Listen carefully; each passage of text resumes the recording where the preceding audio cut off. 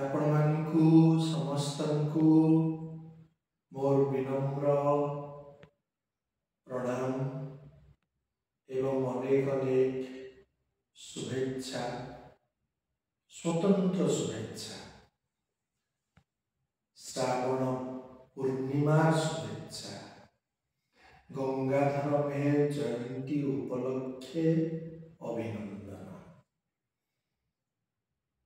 आज स्वभाव कवि गंगाधर मेहर जयंती उत्सव समग्र ओडिशार बाहर विभिन्न अनुष्ठान द्वारा आज पालन करा जाउछि गंगाधर जयंती। जो माने जोठी थाइबी गंगाधर जयंती आज पालन करुचंती से समस्ते होचंती आमर एकांत नमस्य। से समस्त को प्रणाम जनाउछि एवं एभली एक जयंती सभार आयोजन करिथिबारु सेमाने जे धन्यवादार्ह एक कथा कहिबा बाहुल्य मात्र।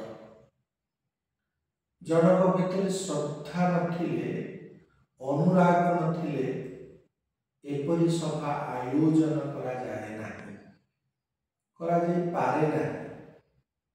मु देखिछि गोटे चमत्कार कथा आपण मानकु समस्त को कहिबा को ताहा हठात मने पड़ी जाउछि जे जो स्थान रे गंगाधर जयंती पालन करा जाए सेठी गोटे अद्भुत गोटे अपरूप गोटे अदृश्य शांतिर अवतरण घटे। बहु जगह मैं देखी गोटे शांत वातावरण अवतरण घटे। समस्त मस्तिष्क भितर समस्त चित्ताकाश शांतिर गोटे प्रलेप निश्चित भाव बोली हुई जाए। जेमिति लिखिथिले कवि जे वाल्मीकि आश्रम कथा लिखिथिले तपस्वी द्वितीय सर्गरे लिखिथिले जे वाल्मीकि आश्रम किए राजत्व करे ना शांति राजत्व करे। कोशपूर्ण करी पादप दत्त सुछाया करे। तेणु शांतिर राजत्व पाई शांति को ऊर्ध्व स्तर आनी पृथ्वी रे प्रथित करबा पाई अंतर भीतर ताको नहीं आसी माटी उपरे वास्तवतार भूमि उपरे प्रतिष्ठित करबा पाई से प्रकृत साधनारत थे। महायोगी महाकवि श्री अरविंद जेमिति सावित्री रचना करछन्ति स्वभाव कवि गंगाधर मेहेर से उषार जो आगमन कथा लिखिछन्ति मंगले अइला उषा विकज राजीव तृषा। उषा एक महान भूमिका अवतीर्ण सेमिति अमृतमय कविता से लिखुचंती मृदु मधुर आलोक उषा नव पल्लव पतित तुषार।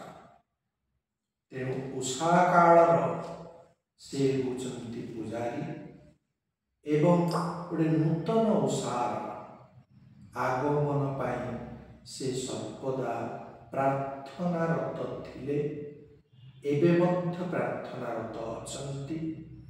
तेणु जो मानक भितरे चेतना अच्छी जो मानक भितरे श्रद्धा अच्छी अनुराग अच्छी ए पृथ्वी सुंदर हो बोली जो मानकर स्वप्न अच्छी से माने समस्ते चाहती नुआ सकाळटी आस नुआ उषार रंग चहटी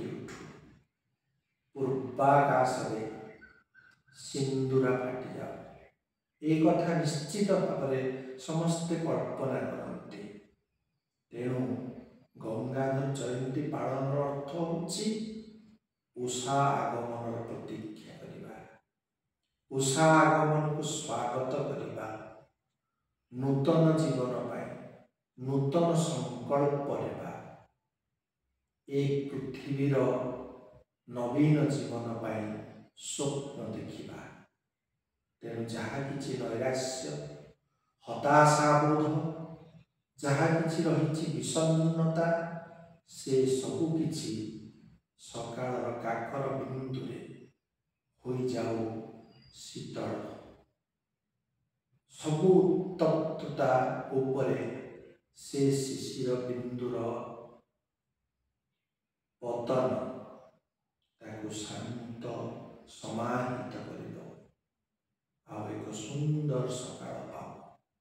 ସେ ସକାଳ ପାଇଁ ଯେଉଁ ସକାଳ ହେଲେ ଆଉ ପ୍ରକୃତରେ ଆମକୁ ଲାଗିବନି ଯେ ଆମେ ହତାଶା ଜର୍ଜରିତ, ନୈରାଶ୍ୟ ପୀଡ଼ିତ। ଆମକୁ ଲାଗିବ ଯେ ଏ ଜୀବନ ଅନେକ ଆଶାରେ, ଅନେକ ବିଶ୍ୱାସରେ, ଅନେକ ଶ୍ରଦ୍ଧା ଏବଂ ପ୍ରେମରେ ପରିପୂର୍ଣ୍ଣ। ସେହିଭଳି ଏକ ଜୀବନ ପାଇଁ ଆମେ ସ୍ୱପ୍ନ ଦେଖିବା।